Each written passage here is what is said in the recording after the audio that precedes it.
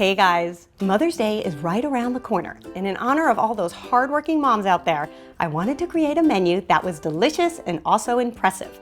But the secret is, this is one of my simplest menus yet.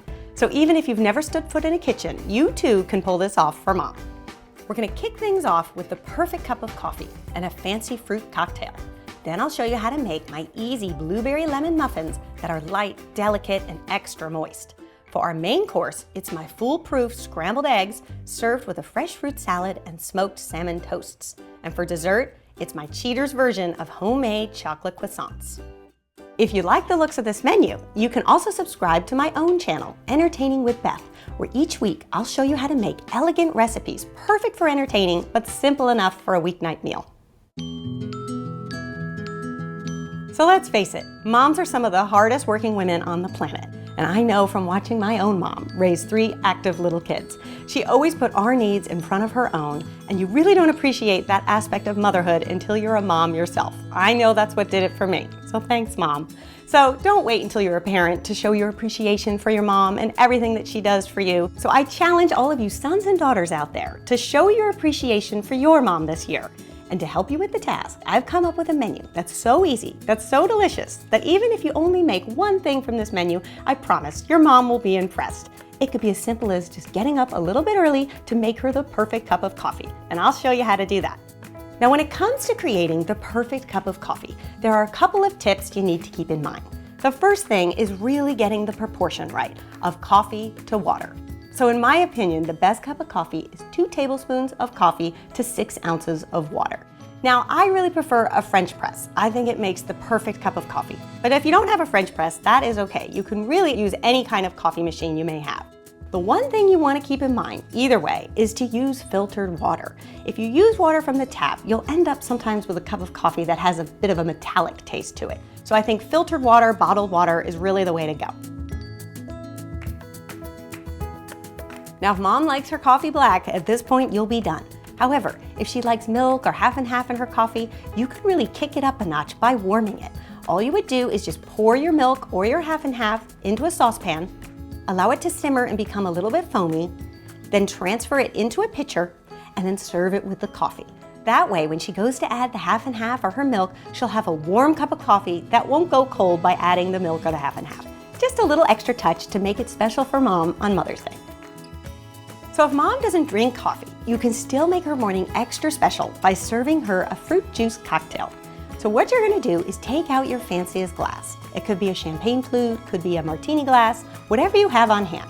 And you're gonna add equal parts grapefruit juice and orange juice and a splash of cranberry juice. And then if you really wanted to get mom in a good mood, you could also add a splash of champagne or Prosecco. And at this point, don't stir the cocktail. You'll see it'll start to sort of create these beautiful patterns and colors in the glass. That's actually part of the look. Then I like to garnish with a little fresh sprig of mint, and that's all there is to it. It's delicious, it's festive, it's fancy because you put it in a fancy glass, and mom will just feel extra special.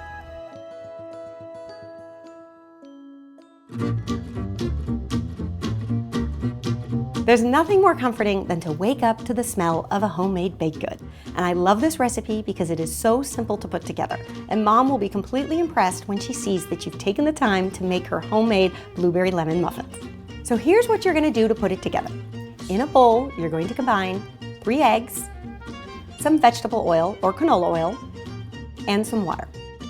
Give that a good whisk, and then you're gonna add the zest of 1 lemon. Then in a separate bowl, you're going to add your flour, some sugar, baking powder, and salt. Give that a good whisk just until combined. Then you're gonna pour your wet ingredients into your dry ingredients and stir it very gently. You don't wanna overmix your batter or you're gonna end up with a tough muffin. Right when you get to the point where you see just a few specks of flour, that's when you're gonna add a cup of fresh blueberries. Give it a good mix, and then set it aside. Because this has baking powder in it, you want to let it sit out just for about 10 minutes to let that baking powder activate. But that's okay because we have some work to do while we let that happen. You're going to take some melted butter and grease the muffin tin. Now, I do like to use a pastry brush for this job because I think it goes a little bit quicker and then you kind of get into all those nooks and crannies of the muffin tin. But if you don't have a pastry brush, that's okay. You can still use some paper towel. That will also get the job done. At this point, your batter is ready to be spooned into your muffin tin. I do like to use an ice cream scoop for this job because then you end up with equal-sized muffins. But if you don't have an ice cream scoop, that's okay. You could use a 1/4 cup measuring cup. That would also do the trick. Now we are going to fill these tins pretty high. You don't have to worry about them going over the sides because we are going to bake these at a very high temperature, 400 degrees. So what ends up happening is that those muffins will actually rise up before they have a chance to spread out. And that way you'll end up with some really nice height on your muffins. You're going to pop them in the oven. Set the timer for about 10 minutes. At that point, you want to check them. If they're starting to get a little too golden brown on top, you can reduce the heat to about 375. You then want to bake for another 5 to 7 minutes, and then they're done when a toothpick comes out clean. You want to allow the muffins to cool in the tin just for about 5 to 10 minutes. Even though you'll let them cool for a little bit, they'll still be warm when you serve them to Mom. Go ahead and cut them open and serve them with a nice pat of butter, and you will see you will have one delicious little treat ready for Mom.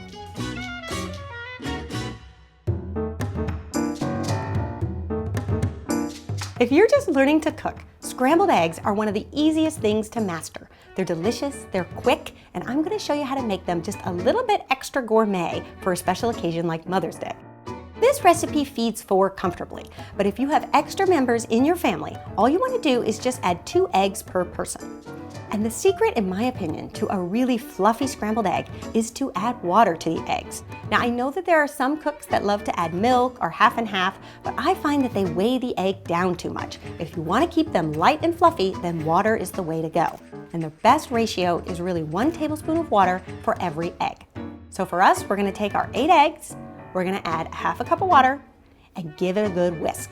At this point, I don't add salt or pepper to the eggs. That's because years ago, a well-known chef told me never add salt to scrambled eggs before you scramble them. And the reason being is that salt has a tendency to affect the texture of the egg. So I have always followed his advice, and I have always ended up with fluffy eggs. So we're going to add our salt and pepper at the end. Then you want to take out a non-stick skillet. A non-stick skillet is really critical for a great scrambled egg. If you use a stainless steel skillet, I don't care how much butter you put in the pan, it's always going to kind of stick and end up with kind of those overdone eggs. So definitely pick a non-stick skillet. Put about 2 tablespoons of butter in the bottom of the pan. Once the butter is melted and starts to get a little bit foamy, you can go in and add your egg batter. Let the eggs set. Don't start to mix them right away. You want to start to see that the eggs around the perimeter of the pan have started to become opaque. Then you want to go in with a wooden spoon or a heat-safe spatula and just mix them around slowly and gently. You want to make sure that that flame is on low and that you're actually stirring them very slowly. If you go in and you start to beat them really quickly, you're going to end up with a tough egg. So slow is the way to go. Then right before they start to all appear that they are drying out, you're then going to add about a 1/4 cup of Gruyere cheese. Give that one final stir, and then your eggs are done. Transfer them to the platter. At this point, you can then season them with some salt and pepper, and then I like to add some freshly snipped chives. So there you have it, my foolproof scrambled eggs that are easy and delicious and just a little bit gourmet for Mom on Mother's Day.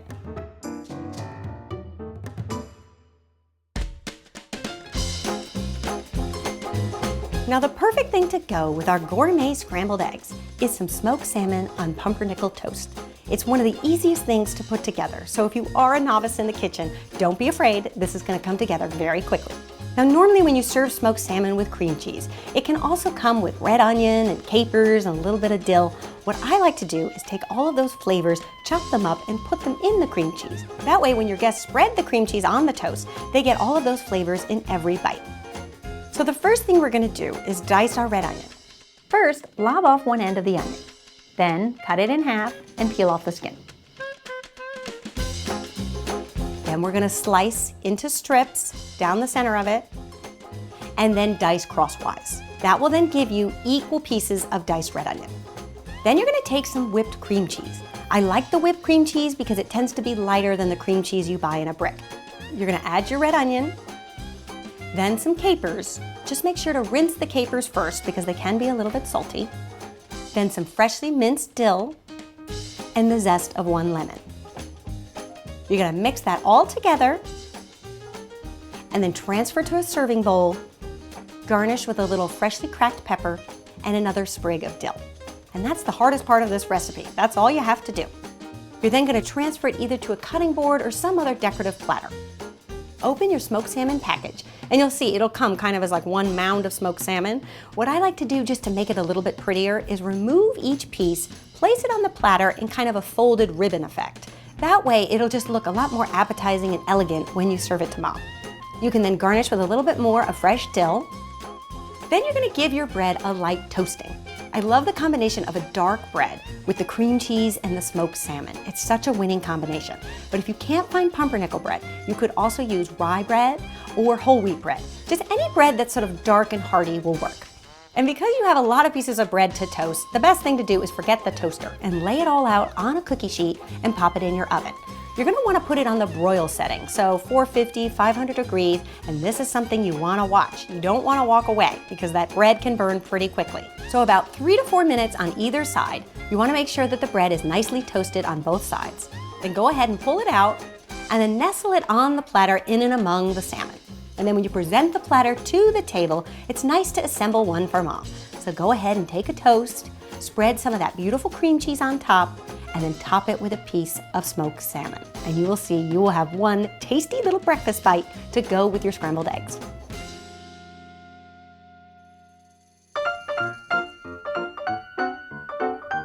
Now to round out our meal, we're also going to serve mom a little fresh fruit.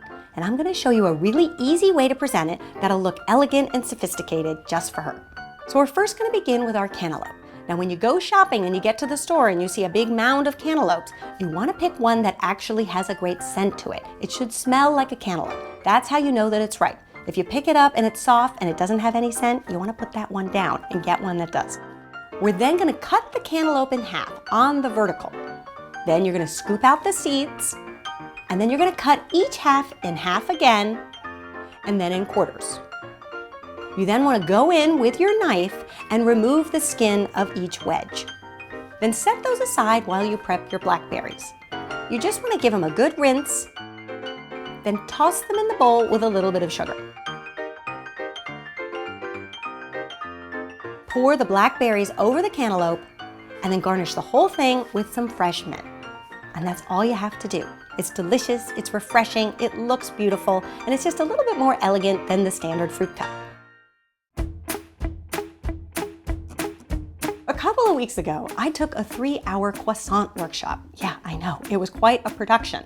They were delicious and fabulous, but I came out of that class thinking, oh my, there's gotta be an easier way. So I've come up with a recipe that will give you the same effect with a lot less hassle, and it's my Cheater's chocolate croissant. So the first thing you're gonna do is take some store-bought puff pastry and cut it into about 4-inch rectangles. Then you're gonna take some semi-sweet chocolate. That's really the best chocolate to use if you wanna mimic a traditional chocolate croissant. Then you're gonna go ahead and take the chocolate and put it at the far end of the rectangle, fold it over, and then what's left you wanna brush with some egg wash and fold it over again. You're gonna go ahead and repeat that process with all of your chocolate croissants. You'll get about 12 of them. And then the final step is just to wash them with a beaten egg. It definitely helps to have a pastry brush for this, but if you don't, you could just use your fingertips. Then you want to take the tray and pop it in the fridge. The reason why you want to do that is puff pastry really bakes up nice and fluffy when it's cold. And by the time you've made all these croissants, you've handled the puff pastry, it's set out for a little bit, so you'll really be better off if you just pop it in the fridge just for about 10 minutes before you bake. Then you're going to go ahead and bake them just until they're golden brown and puffed up, about 15 to 20 minutes. You want to remove them from the oven and then give them a good dusting of powdered sugar. And then go ahead and place them on a fancy little cake stand, and you will have one elegant, delicious treat for mom that she will be completely impressed when she finds out that you made homemade chocolate croissants just for her.